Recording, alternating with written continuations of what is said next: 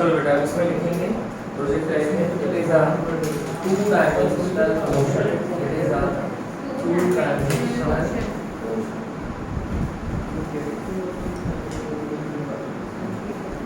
सो projectile motion क्या है? Two dimensional ठीक है, it is a two dimensional motion.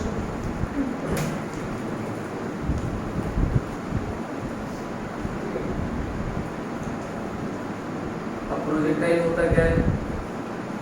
किसी भी ऑब्जेक्ट को अगर ऐसा तिरछा वेलोसिटी दोगे ऑब्लिक, तो वो थोड़ा सा वर्टिकल, उसका वर्टिकल डिस्प्लेसमेंट भी होगा। वर्टिकल डिस्प्लेसमेंट मतलब वो हाइट में भी जाएगा और आगे भी बढ़ेगा। आगे भी बढ़ेगा मतलब हॉरिजॉन्टल डिस्प्लेसमेंट भी होगा। ये जैसे मुझे आपको एक लिख के देना है तो थोड़ा सा तिरछा फेंकूंगा, ऐसा सीधा फेंकूंगा तो मेरे हाथ में आ जाएगा वापस। तो any object that is given oblique velocity initially, उसको हम क्या बोलेंगे? Projectile motion. उस ऑब्जेक्ट को बोलेंगे प्रोजेक्टाइल। जैसे मैं इसको फेंक रहा हूँ ऑब्लिक, तो ये क्या होगा? प्रोजेक्टाइल। और इसका मोशन क्या होगा? Projectile motion. फुटबॉल को किक करते हैं, तिरछा किक करना पड़ेगा ना, तभी तो दूसरे प्लेयर के पास है। सबसे पहले लिखेंगे हम projectile.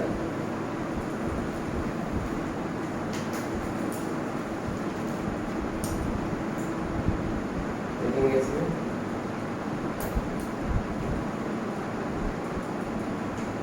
any object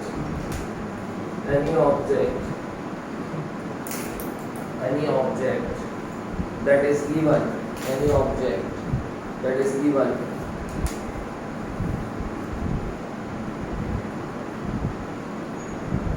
an initial oblique velocity,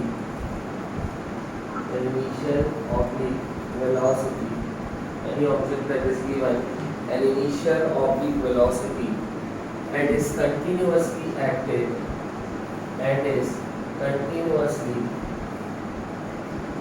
acted upon by gravitational force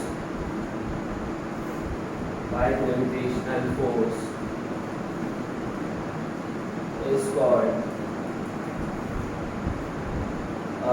projectile.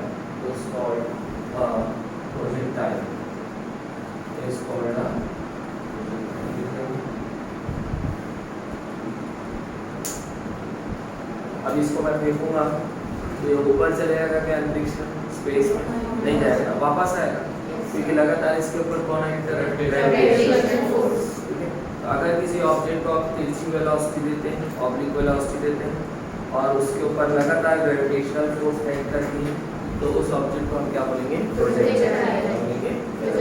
बोलो क्लियर है? एग्जाम है ना, नेक्स्ट लिखेंगे। और प्रोजेक्टाइल का मोशन ही क्या क्या रहेगा? Projectile motion. The motion of projectile is known as projectile motion. The motion of projectile is known as projectile motion. Projectile का जो मोशन है वही क्या होगा? Projectile motion. Example, a football kicked by a player is a projectile and its motion is projectile motion, and its motion is projectile motion, and its motion is projectile motion. बोलो clear है? Clear है बेटा? Yes sir. Projectile की trajectory क्या होगी? Trajectory मतलब जो path follow करता है ऑब्जेक्ट, उसके शेप को क्या बोलते हैं? ट्रेजेक्टरी किसको बोलते हैं? ऑब्जेक्ट जो पाथ फॉलो करता है उसके शेप को। तो यहाँ प्रोजेक्टाइल मोशन में जो शेप आता है उसको बोलते हैं पैराबोला। तो हम बोलेंगे trajectory of projectile is parabolic. बोलेंगे नेक्स्ट पॉइंट लिखिए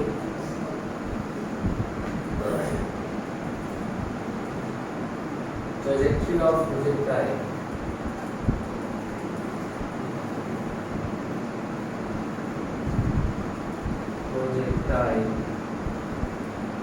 is parabolic. Trajectory of projectile is parabolic. Projectile की जो trajectory है वो क्या कहलाएगी बेटा? दोनों क्लियर है यहाँ तक? प्रोजेक्टाइल मोशन में कुछ एजम्पशन होगा, कुछ चीज़ें हम एज्यूम करके चलेंगे। जब हम प्रोजेक्टाइल मोशन के बारे में भी स्टडी करेंगे तो कुछ चीज़ों को क्या करेंगे? एज्यूम करेंगे, मतलब वो चीज़ें होंगी लेकिन अपन उसको क्या करेंगे? नेगलेक्ट। तो लिखेंगे next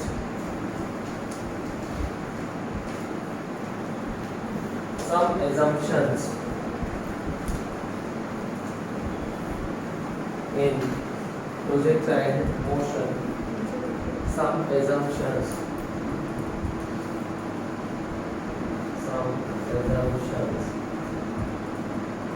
in projectile motion.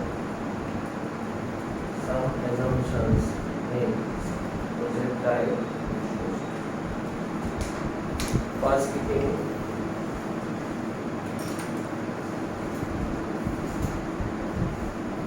air resistance is ignored. Air resistance को हम क्या करेंगे? इग्नोर करेंगे। सेकेंड लिखेंगे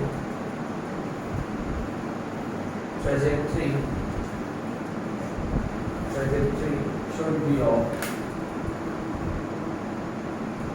short range so that acceleration due to gravity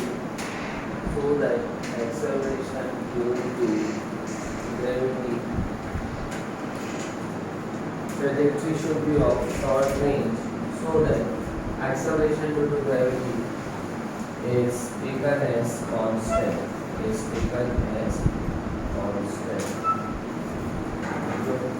दो assumption लेके चल रहे हैं प्रोजेक्टाइल मोशन के।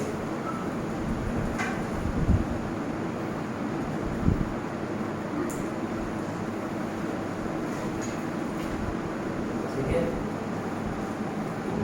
क्या क्या assumption है बेटा? पहला एयर रेजिस्टेंस इज इग्नोर्ड है, एयर रेजिस्टेंस होता है लेकिन हम क्या करेंगे? इग्नोर करेंगे। दूसरा ट्रैजेक्टरी कौन सी लेंगे? हम शॉर्ट रेंज वाली, ताकि जी क्या है? अब ऐसा नहीं कि एक को फेंक रहे नॉर्थ पोल से तो बॉल जाके गिरे साउथ पोल में, तो जी में चेंज आ जाएगा अच्छा खासा। हमको जो भी क्वेश्चन बनाएंगे या जो भी फॉर्मूला डिराइव करेंगे उसमें जी को क्या मानेंगे? बहुत लंबा रेंज तक हमको नहीं फेंकना। क्लियर है? चलो नेक्स्ट आगे बढ़ेंगे। अब इसमें कुछ इंपॉर्टेंट पॉइंट्स हैं हमको ध्यान में रखना है प्रोजेक्टाइल मोशन में। बेटा लिखनी है सर? Yes sir. क्या क्या पॉइंट ध्यान रखना है?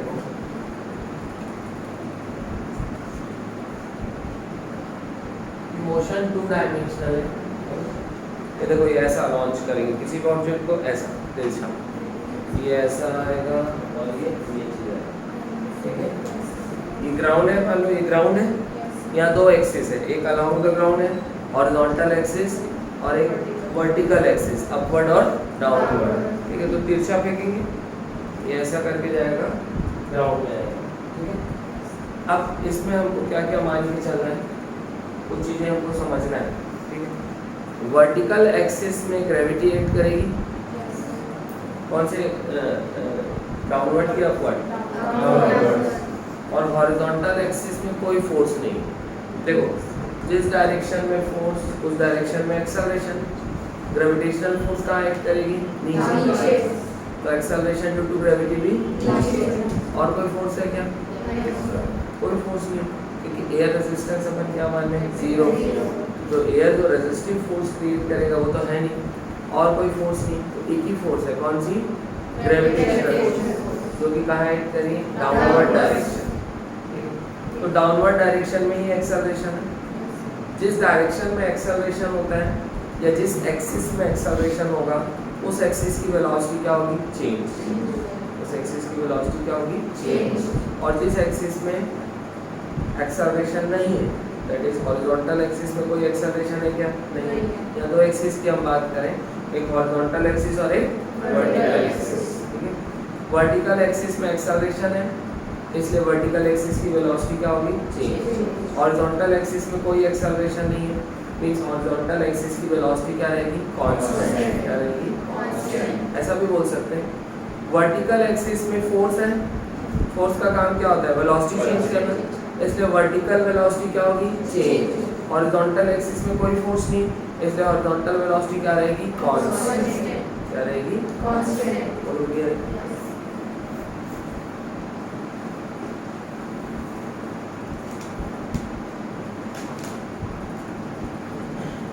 जैसे आप इसको तिरछा वेलोसिटी ऑफ दी यू, ठीक है, इनिशियल वेलोसिटी का डायरेक्शन, मान लो इनिशियल वेलोसिटी ग्राउंड के साथ रेक्टेंगल बनाएंगे, इस जगह से जहाँ से हम ऑब्जेक्ट को थ्रो करते हैं इसको बोलते हैं पॉइंट ऑफ प्रोजेक्शन। क्या बोलेंगे? Point of projection. अब इनिशियल वेलोसिटी के दो कंपोनेंट होंगे, एक हॉरिजॉन्टल कंपोनेंट और एक वर्टिकल कंपोनेंट। हॉरिजॉन्टल कंपोनेंट कितना होगा? u cos थीटा i के, अगर इसको अपन x एक्सिस ले लें अभी क्या होगा? बोलो इनिशियल वेलोसिटी का ये हॉरिजॉन्टल कंपोनेंट है और ये है vertical component, that is u sin theta. बोलो क्लियर है? Yes sir. यहाँ पर इनिशियल वेलोसिटी का मैग्नीट्यूड है u, क्या है? इनिशियल वेलोसिटी का मैग्नीट्यूड। बोलो क्लियर?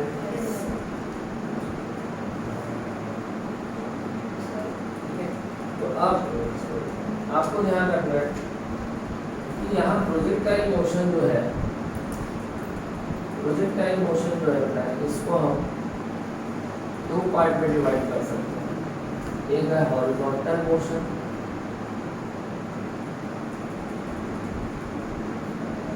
और दूसरा है वर्टिकल मोशन। हॉरिजॉन्टल मोशन को सेपरेटली डील करना है, वर्टिकल मोशन को सेपरेटली डील करना है, दोनों को कंबाइन कर देंगे तो क्या बन जाएगा? Projectile motion. बोलो क्लियर? जैसे कि अगर मैं आपसे पूछता हूँ कि भाई इनिशियल वेलोसिटी क्या है, तो आप देखोगे कि इनिशियल वेलोसिटी का हॉरिजॉन्टल कंपोनेंट क्या है? ये वर्टिकल कंपोनेंट क्या है? sin theta. ये किससे रिलेटेड है? हॉरिजॉन्टल मोशन से। ये किससे रिलेटेड है? तो नेट वेलोसिटी क्या होगी? नेट इनिशियल वेलोसिटी क्या होगी? तो हॉरिजॉन्टल मोशन की वेलोसिटी और वर्टिकल मोशन की वेलोसिटी दोनों को ऐड कर लो तो नेट वेलोसिटी मिल जाएगी, नेट इनिशियल वेलोसिटी मिल जाएगी, that is u cos theta I plus u sin theta j। This is net initial velocity of projectile motion। बोलो क्लियर है? समझ में आ रहा है? सबसे पहले इसको लिख लो, projectile motion is combination of horizontal motion and vertical motion।